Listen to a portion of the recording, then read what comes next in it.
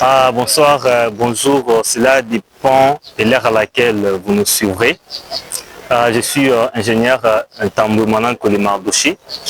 Je suis étudiant en master de BTP à l'INBTP, Institut national du bâtiment et des travaux publics. Et je me spécialise dans les infrastructures des transports appelés IT. Et je fais partie de l'un des 3 groupes qui ont terminé au podium du concours Kiamona Campus Lab. C'est quoi Kiamona? C'est quoi Campus Lab? Kiamona, c'est juste un projet qui va dans le sens de l'extension de la ville de Kinshasa. Si nous pouvons les traduire en français facile, Kiamona veut tout simplement dire la renaissance de Kinshasa.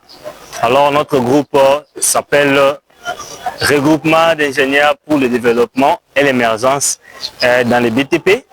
Et nous avons travaillé sur un sujet qui concernait des ouvrages d'art et des ouvrages d'assainissement.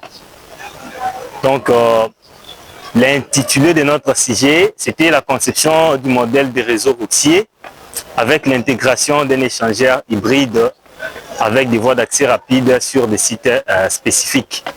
Alors, il faut retenir une chose, je n'étais pas le seul partisan pour ce projet. Nous avons travaillé dans une équipe de 5 personnes, dont une dame. Alors, je vous laisse vraiment découvrir chacun des membres de notre groupe.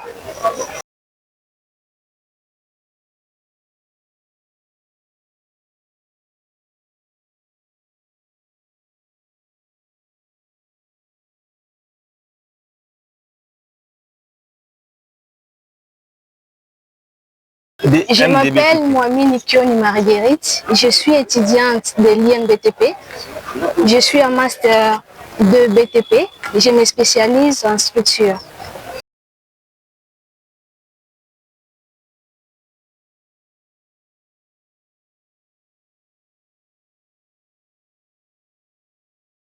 Bonjour, je suis ingénieur Kongol Amoukeng, étudiant en master D à l'INBTP, filière infrastructure des transports.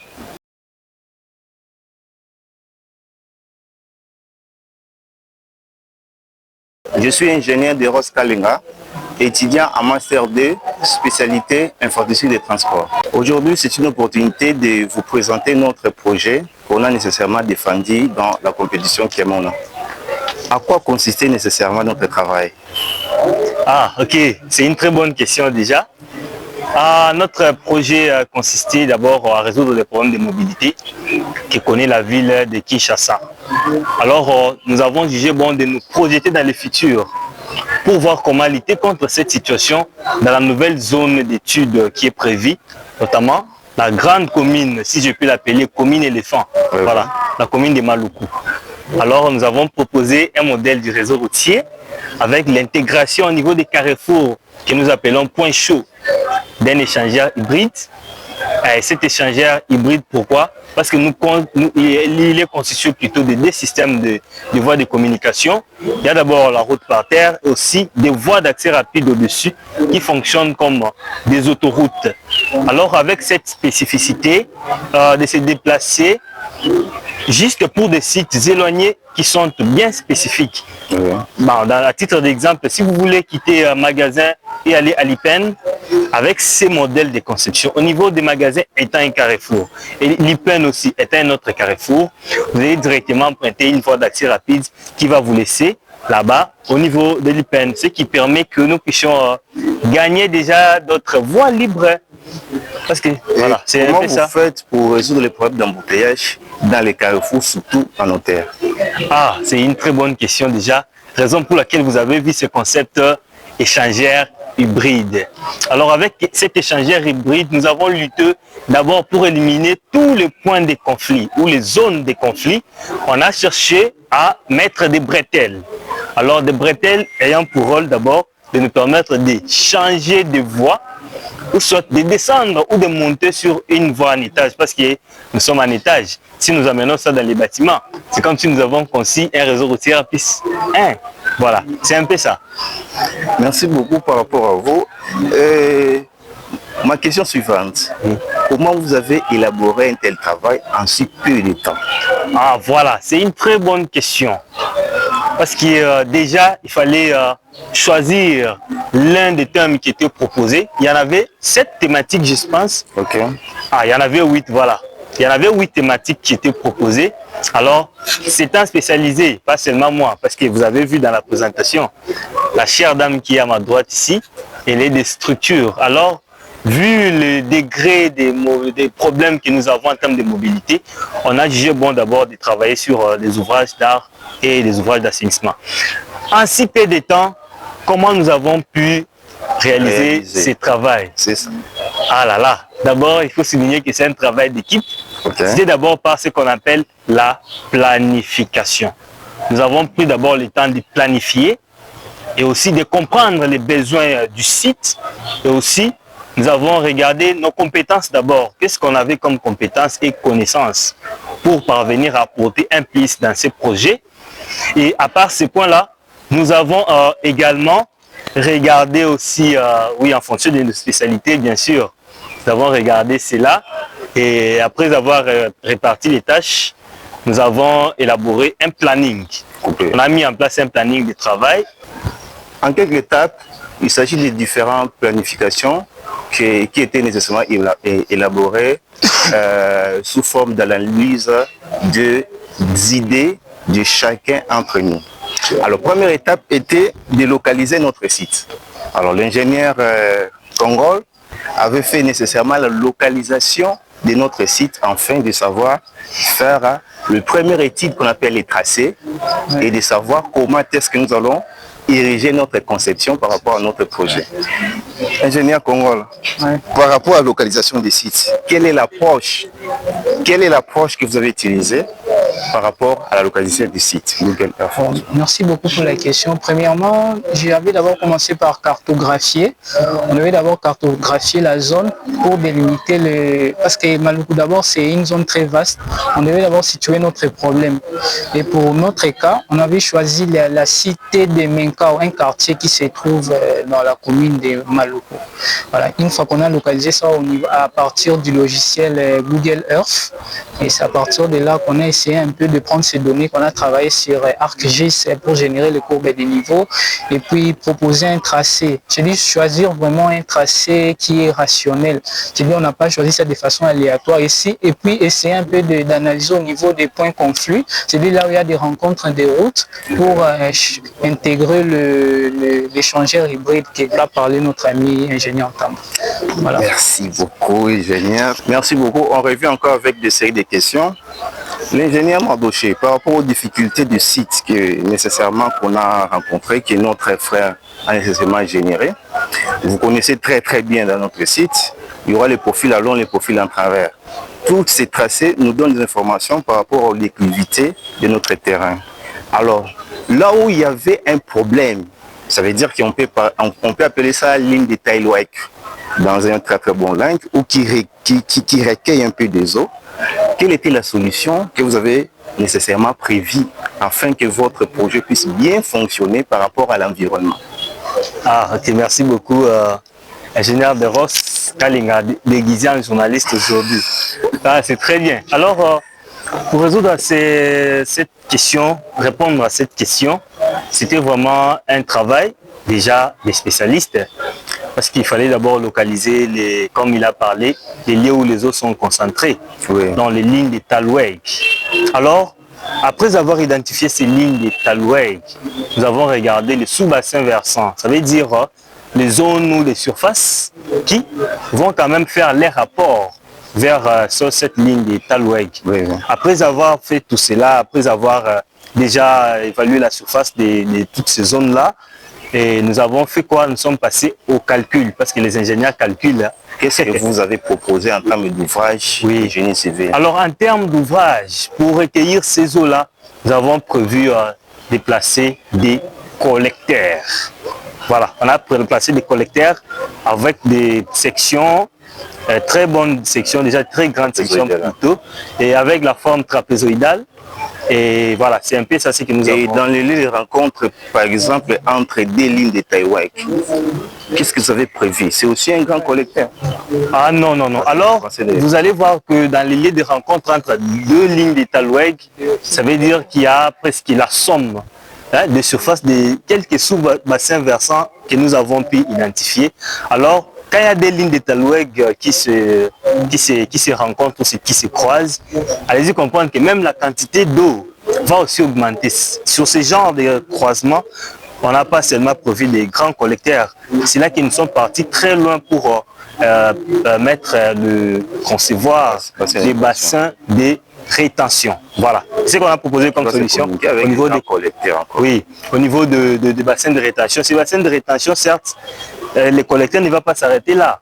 Ils vont recueillir les eaux venant des différentes alouettes, bien sûr, mais les bassins de rétention étaient là pour d'abord recueillir ces eaux-là parce que ce sont des grandes eaux, il y a des grands débuts et aussi ça va permettre que ces eaux-là d'abord puissent s'infiltrer. Vous voyez, ça s'infiltre à un moment donné. Maintenant, quand il y a débordement, il y a maintenant un autre grand collecteur qui va continuer pour acheminer nos eaux vers l'exitoire. C'est un peu dans cette optique-là. En fait, l'exitoire, déjà, pour cette zone de Maluku, on a jugé bon d'amener les eaux vers les fleuves Congo. C'est ça notre exutoire. Après avoir recueilli toutes les données possibles et faire la conception, il fallait nécessairement matérialiser ça dans un logiciel pour que ça soit visible devant tout le monde. L'ingénieur Marguerite nous a aidé nécessairement à la modélisation de notre projet. Alors vous pouvez expliquer en quelques lignes comment est-ce que vous avez arrivé à modéliser ça de telle sorte que ça sort en 3D et que tout le monde soit émerveillé par rapport à ces projets. Merci pour la parole. C'était vraiment un grand plaisir pour moi parce que normalement un ingénieur peut faire quand même tout. J'ai essayé pour le cas de notre projet, j'ai utilisé 3 logiciels. J'ai commencé pour la modélisation en 3D. J'ai utilisé le Revit, les logiciels qu'on appelle Revit. J'ai utilisé aussi pour les 3D quand même. J'ai utilisé aussi les logiciels qu'on appelle Enscape, c'est pour les rendus.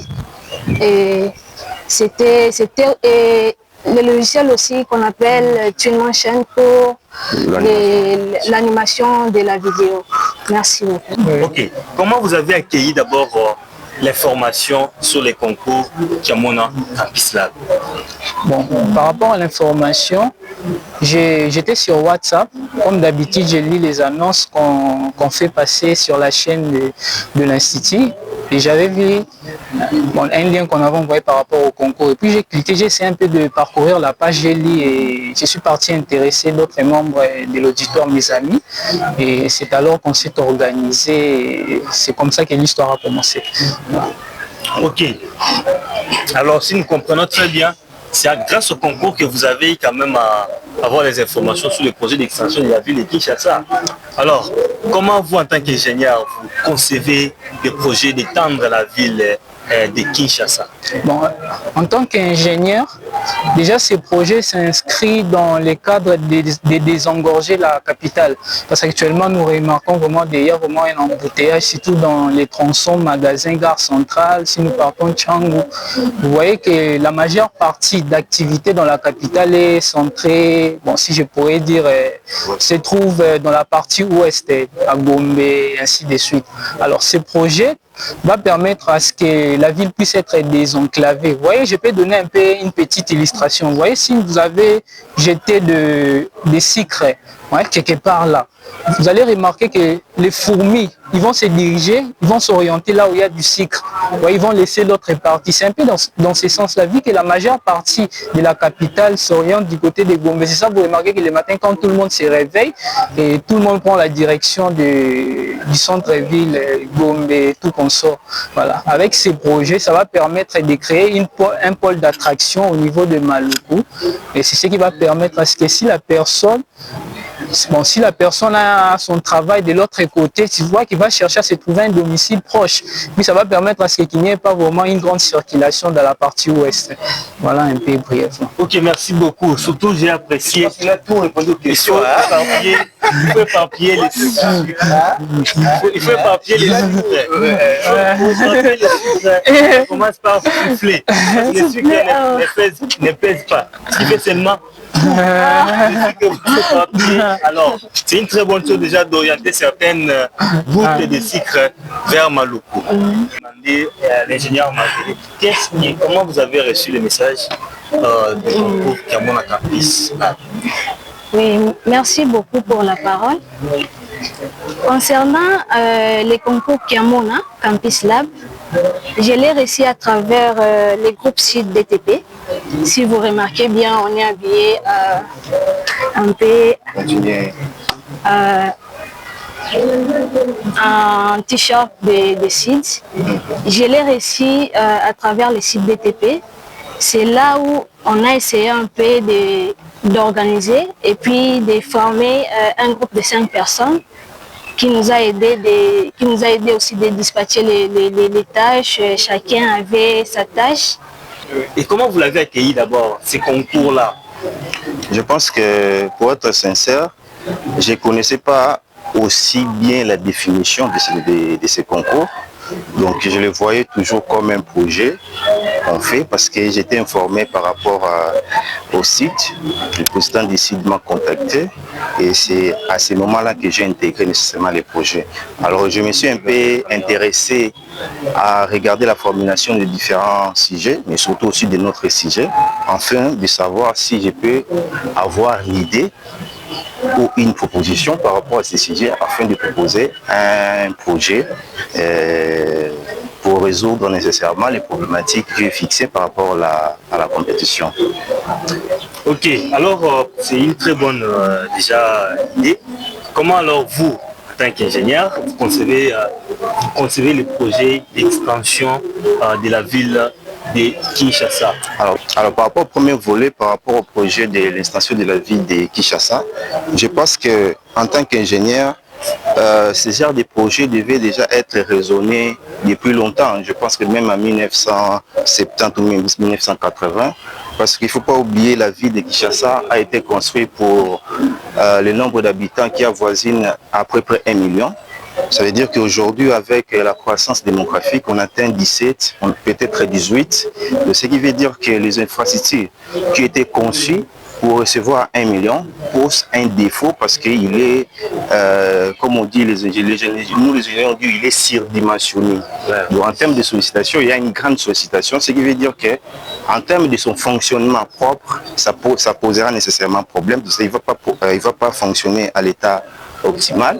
Donc ça veut dire qu'il fallait déjà raisonner par rapport à ces projets de telle sorte qu'on puisse rendre un peu la ville polycentrique. Ça veut dire que mettre un peu plus d'épaule, pas simplement à Maluku, mais d'étendre ça dans des zones stratégiques, mais pourquoi pas aussi de mettre des villes satellites autour de la ville de Kinshasa pour influencer un peu l'attraction en termes de circulation, que ça puisse se faire dans toutes les directions possibles. Et cela va réduire d'abord la sollicitation par rapport aux infrastructures qui existent actuellement, et ça va permettre nécessairement à résoudre le problème de l'embouteillage que nous vivons aujourd'hui. Alors la formulation de ces projets, quand je suis entré, je suis extrêmement satisfait par rapport à ça, mais il faut nécessairement que ça soit une opportunité pour toutes les villes qui vont rencontrer les mêmes difficultés comme la ville de Kinshasa. Ok, merci beaucoup. Comment vous avez trouvé l'idée du comité de supervision de ces projets-là? Comment vous avez trouvé l'idée d'amener déjà ce projet-là sous forme de concours dans les universités? Certes, le projet est déjà conçu. Comment vous avez trouvé l'idée d'intéresser les étudiants, ingénieurs et architectes? Je pense que par rapport à la coordination des Kiamona, leur raisonnement d'intégrer les étudiants, c'est une approche plus ou moins le plus meilleur. Parce que la ville, c'est nous qui vont nécessairement habiter sur ça. Et quand on dit nous, scientifiquement, c'est vraiment les étudiants. Parce que les étudiants seront des citoyens de ce pays. C'est eux nécessairement qui vont décider par rapport à la situation de la ville. Donc, ce qui veut dire que intégrer les étudiants, c'est comme intégrer presque toute la nation par rapport à la construction. Alors, intégrer les étudiants veut aussi dire que il y a des cours que nous obtenons, par exemple l'urbanisme, l'architecture, etc. Ces cours donnent des approches pour trouver des solutions par rapport aux problèmes de la société. Ça veut dire que si on connaît aujourd'hui il y a des inondations, on connaît aujourd'hui il y a des embouteillages, c'est nous qui vivons avec ça et c'est nous qui les comprenons mieux. C'est-à-dire un étudiant va raisonner quel est le projet qui peut marcher par rapport aux difficultés nécessairement que rencontre notre société. C'est un peu dans ce sens-là. Donc l'idéal par rapport à la coordination des termes là, c'est excellent. Maintenant, il faut voir maintenant la poursuite de ces projets parce qu'il faut que les étudiants puissent être intégrés aussi dans ces projets, puissent aussi vivre cette expérience afin que cette expertise puisse nécessairement être transmise de génération à génération. Et c'est un peu dans ce sens-là. Donc l'idéal pour moi, c'est vraiment excellent d'intégrer nécessairement les étudiants, mais surtout les étudiants, de le faire en termes de compétition, parce qu'en termes de compétition, on connaît quand même, il y a l'aspect scientifique, il y a l'aspect thématique, il y a l'aspect mathématique, il y a tous les aspects qui interviennent par rapport aux exposés, tout ça, et je pense que là, c'était une très très belle opportunité par rapport à la première édition de cette compétition qui est à mon Campus Lab. Alors, ingénieur Mardoché, veuillez nous parler brièvement de comment vous percevez le projet Kiamona, comment vous l'avez accueilli. Merci beaucoup pour cette très bonne question. D'abord, j'ai reçu les messages comme les restes de mes collègues à travers eux. Alors, surtout dans notre groupe, dans notre groupement, on a un groupe WhatsApp. Comme vous voyez, nous avons porté site BTP. C'est collectif d'ingénieurs pour le développement et l'émergence du BTP. Nous également, nous nous intéressons à ce genre de choses. Nous nous intéressons à tout ce qui touche les BTP dans notre pays. Alors ces projets-là, ou ces concours-là, c'était pour nous d'abord une opportunité de nous montrer, surtout notre savoir-faire au grand public. Alors déjà personnellement, comme je l'ai reçu, j'ai reçu ces messages comme l'ensemble de notre équipe. Je l'ai reçu vraiment comme une opportunité d'abord d'assister à un concours, de découvrir de nouvelles choses, aussi de participer à quelque chose qui peut être quand même une porte vers le monde professionnel. Surtout l'idée qui a poursuivi d'étendre la ville de Kinshasa, j'étais vraiment ébahi, je peux dire comme ça. J'étais vraiment content, stupéfait de contribuer à un projet qui va aller dans le sens de trouver la solution aux problèmes que connaît notre ville de Kinshasa. Comment je conçois le projet d'extension de la ville de Kinshasa? Alors, ce projet doit exister. Le projet vraiment doit exister.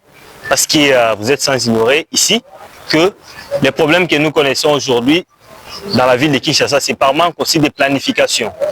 Parce que déjà en 1960, 1970, 2000 ans, 2005, on n'a pas pu vraiment planifier, mettre en place des projets pour lutter aux problèmes plutôt que nous sommes en train de connaître aujourd'hui. Vu qu'il n'y avait pas vraiment de réflexions ou des idées, allant dans le sens de déjà penser comment la ville de Kinshasa allait faire face aux problèmes que nous connaissons aujourd'hui. C'était ça, c'est aussi ça ce que moi j'apprécie déjà dans ce projet, de penser à l'extension de la ville de Kinshasa. Parce que la ville de Kinshasa ne sera pas statique. Le nombre de la population ne fera que augmenter.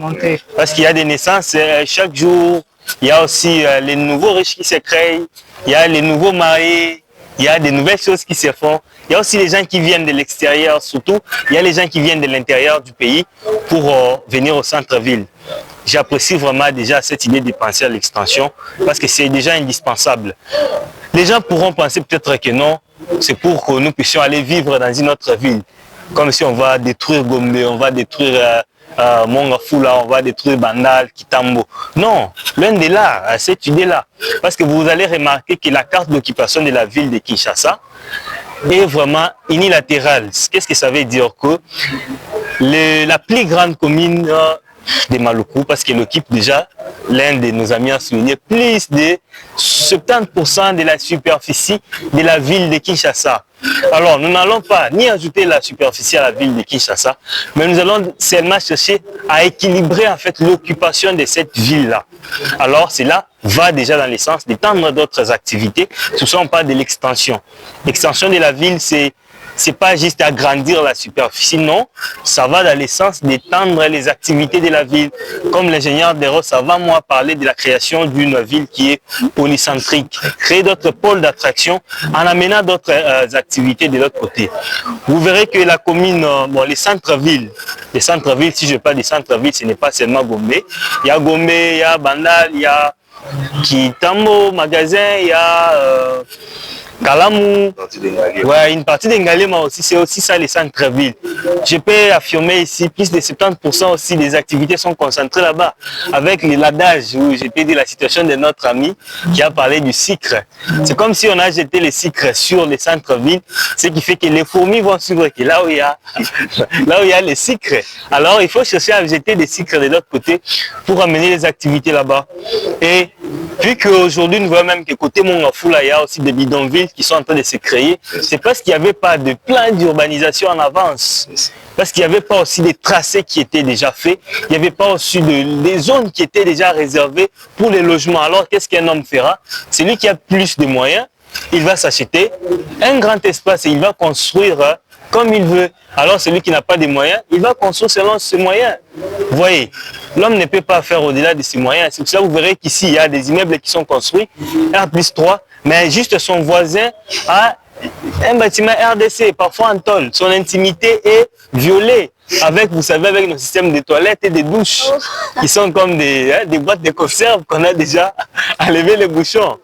Vous voyez qu'on peut tout voir déjà perturbé dessus. Les gens ont même du mal à mettre des piscines. Okay, merci beaucoup. Voilà. Et aussi, cela va permettre à ce que nous puissions déjà éviter ce que nous connaissons à Mongafula, que nous connaissons dans des milieux un peu reculés où il y a des constructions anarchiques. Cela aussi va nous éviter des expropriations, comme nous sommes en train de voir ici à Kitamo Magasin. Vous voyez. Alors avec les projets d'extension de la ville de Kinshasa, on va déjà prévoir les infrastructures. Comme vous voyez, il y a des zones qui sont réservées. Par exemple, il y a déjà la zone économique qui est de ce côté-là. C'est une très bonne chose, nous louons. Et aussi, il y a d'autres zones comme d'autres entreprises qui sont là-bas. Il y a des zones qui sont réservées pour les fonctionnaires. Il y a aussi des zones qui sont réservées pour des hôpitaux. Voilà. À part ça, on ne pense pas seulement aux bâtiments, on pense aussi à des routes. Parce que pour une mégapole comme Kinshasa, on doit avoir un système de transport multimodal, voir comment intégrer les métros, la voie ferrée aussi, voir comment surtout ajouter les transports de masse. Et cela demande un réseau routier qui est intelligent. J'apprécie également l'idée de la rocade, la route là, de contournement. C'est ce genre de route que nous devons avoir déjà pour le fonctionnement optimal de la ville de Kinshasa. Pour moi, le projet d'extension de la ville de Kinshasa, c'est un projet que nous devons vraiment soutenir déjà et aussi accompagner, chercher par tous les moyens. On ne doit pas seulement se limiter à Kinshasa. Commencer à voir aussi l'intérieur du pays. Vous voyez. Donc, voir aussi comment nous pouvons avoir des plans presque pour toutes nos villes en fait. Nous ne devons pas attendre d'avoir des difficultés aujourd'hui pour se déplacer, pour réfléchir. Parce que là, nous allons réfléchir sous pression. C'est un peu ça en fait. Moi, je trouve que c'est un bon projet. Alors, nous sommes déjà contents, comme tout le monde ici, de terminer dans les podiums. Et nous remercions également les organisateurs de ces projets-là pour cette initiative. Parce qu'au départ, vraiment, on ne croyait pas comme on le croit aujourd'hui. Cela a suscité vraiment de l'ambition chez les étudiants à travailler. Alors nous, étant déjà au départ mis en place un cadre d'échange scientifique et de réflexion entre étudiants, c'est quelque chose qui est venu encore une fois de plus nous booster. Parce que comme vous le remarquez ici, nous sommes en t-shirt où il y a un logo où c'est écrit site BTP. Comme vous remarquerez que les noyaux de notre groupe, tous les membres du groupe font partie de ce site BTP. Alors ce n'est pas quelque chose qui est tombé des dernières pluies comme on le dit. Donc ce sont les gens qui réfléchissent, qui cherchent des informations, qui cherchent des projets, qui élaborent aussi également des projets. Alors nous sommes le collectif d'ingénieurs pour le développement et l'émergence du BTP site BTP. Alors nous visons vraiment un développement holistique du secteur du bâtiment et des travaux publics. Nous encourageons surtout le travail en équipe des étudiants. Nous encourageons le partenariat pour ceux qui ont des entreprises et surtout l'esprit de l'innovation, la créativité, parce que nous avons un peu de compétences diverses. C'est la raison pour laquelle vous verrez que pour ce projet-là, ça nous a demandé des compétences et des connaissances et on a fait appel à la technologie, raison pour laquelle on a utilisé des logiciels comme Office pour vous présenter d'abord parce qu'il fallait répondre sur le plan de la forme. Et aussi les fonds, on a utilisé Office, Word, Excel, PowerPoint. Nous avons aussi utilisé AutoCAD pour la conception en 2D. Parce que tout ce qu'on a fait là, il fallait d'abord les concevoir en 2D. Parce qu'avant cela, nous avons eu à faire des conceptions à main levée. Il fallait d'abord, c'était des débats, je vous rassure. Hein. C'était un niveau de type fait. C'était des débats, des contradictions. Voilà. Et après ça, on a utilisé notamment Civil 3.2. On a utilisé Global Mapper. On a utilisé Google Earth. On a utilisé Revit. On a utilisé SketchUp. On a utilisé Twinmotion pour la modélisation et l'animation de tout ce que nous avons eu à faire. Alors, pour le reste, nous déjà, en tant que site BTP, je pense que ça c'était la première édition. C'est l'occasion pour nous déjà d'inviter, d'inciter plutôt les jeunes étudiants, si vous serez de l'INBTP, de l'ISAU, de l'Académie des Beaux-Arts, de se préparer déjà pour ce genre de compétitions, que nous n'attendions pas seulement des compétitions pour concevoir des projets, mais que nous ayons déjà des projets préconcis, parce que nous sommes en train de vivre, j'ai apprécié ce que l'ingénieur de Ross a dit, c'est nous qui sommes l'élite de demain. Nous connaissons la douleur de se déplacer. Pour 5 mètres, vous faites 1 heure du temps. Alors, c'est nous qui devons mettre des projets parce que notre bien-être en dépend. Et c'est un peu ça. Nous disons merci à tout le monde déjà qui nous a assistés. Oui, parce que c'était pas facile. Et pour clôturer, qu'est-ce qu'on dit? Pour clôturer, je pense que je vous salue. Ok. On se félicite déjà. Et je vous salue. Vous aussi qui nous... Et nous étions à 5. Nous sommes un groupe de 5. Et alors, c'est 5 personnes. Bientôt, nous attendons le début de Kiamona Campus Lab. Bon vent au comité de coordination de Kiamona, de Kin Kiamona, la renaissance de Kinshasa. Alors, nous voulons une ville résiliente. Nous voulons une ville écologique. Nous voulons aussi une ville qui est intelligente. Ici à l'INBTP, nous allons appeler saillante. Nous allons appeler une ville saillante. Voilà. Ciao.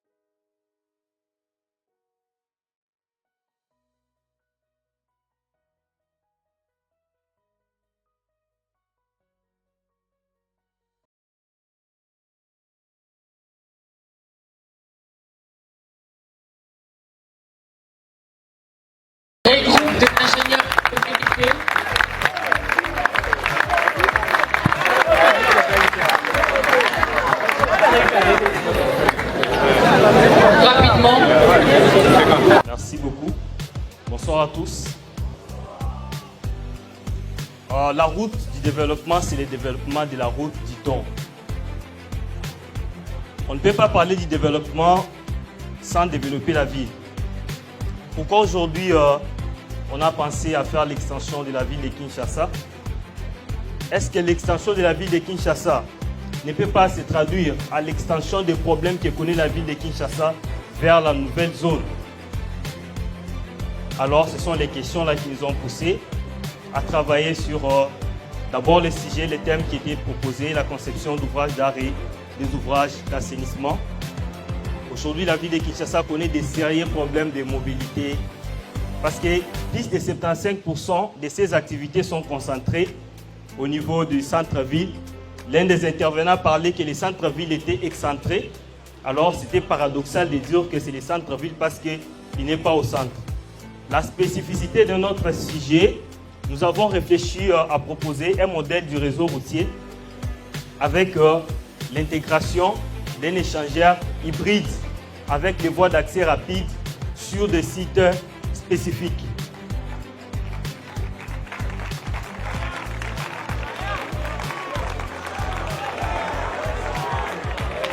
Voilà. Ici, pourquoi nous avons pensé aux voies d'accès rapide? Pourquoi nous avons pensé à placer l'échangeur hybride au niveau des carrefours? À cause du déplacement, beaucoup de millions sont perdus parce qu'imaginez des millions de personnes bloquées dans l'embouteillage pendant des heures du temps. La RDC, en général la République démocratique du Congo, perd vraiment beaucoup d'argent. Alors, vu que la zone qui était prévue pour les études de l'été est extrêmement grande, nous avons choisi de nous focaliser sur un site bien spécifique. Ce que vous êtes en train de voir là, par rapport aux données que nous avons reçues sur Internet, c'est au niveau du carrefour de Mambutu. Alors, les carrefours à la forme de T. Nous avons jugé bon de résoudre les problèmes des embouteillages en prévoyant d'abord la route au niveau de la surface.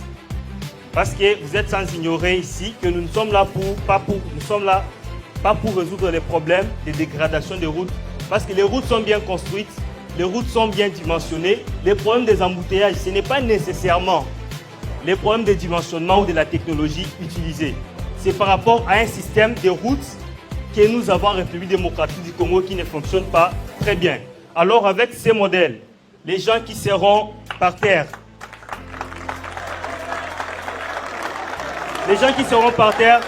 ils ont une route avec 2 bandes de 4 voies de part et d'autre. Ils seront privilégiés. Les projets d'extension de la ville de Kinshasa nous a appris que nous devons diversifier en fait les zones. Il y aura une zone qui est réservée, par exemple, pour les fonctionnaires. Il y aura une zone industrielle. Par exemple, imaginez-vous quelqu'un qui veut aller à la base logistique, par exemple la délégation du président de la République.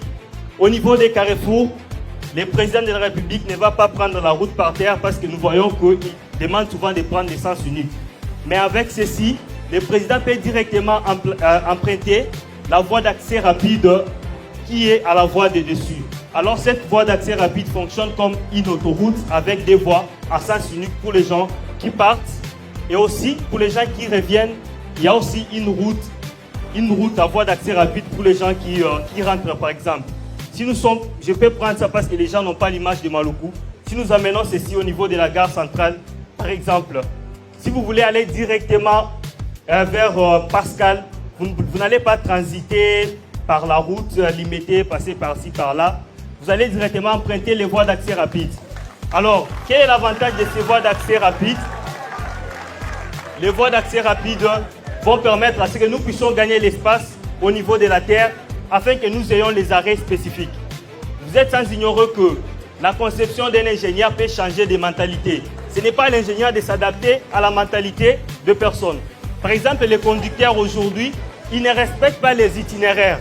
Avec ces modèles de conception, il y aura des voies d'accès rapide sur des sites bien spécifiques pour que les gens qui ont besoin d'aller dans des sites très bien éloignés puissent directement aller et descendre là-bas.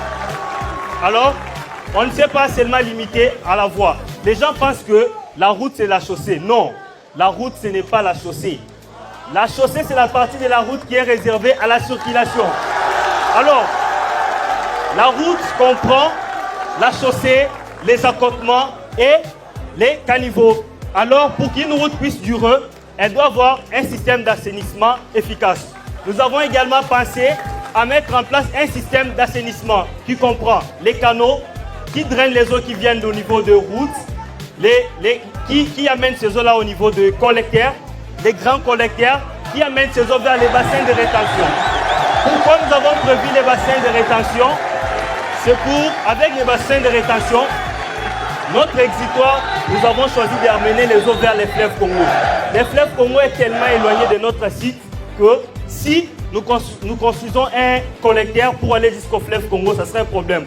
On a jugé bon de créer en fait des zones, des distances où nous allons placer des bassins de rétention. Ces bassins de rétention de forme trapézoïdale, elles vont permettre d'abord de limiter les inondations. Le schéma est là, voilà. Au début, vous voyez les... S'il vous plaît, restez là, voilà. Restez, retournez. Vous êtes en dehors de votre temps. Ok, bon. Merci beaucoup. Je m'arrête là. Pour clore, j'aimerais dire ceci. La meilleure façon de soutenir quelqu'un, ce n'est pas le porter au dos du matin au soir, mais c'est de lui confier des responsabilités et de lui faire savoir que vous lui faites confiance. J'ai loué vraiment cette initiative de Kin Kiamona parce que ceci nous permet de prendre des responsabilités et aussi de réfléchir sur le projet de notre pays. Je vous épargne des détails des efforts que nous avons fournis et des contraintes que nous avons croisées pour arriver à vous fournir ceci. Merci beaucoup, je dis, et je vous remercie.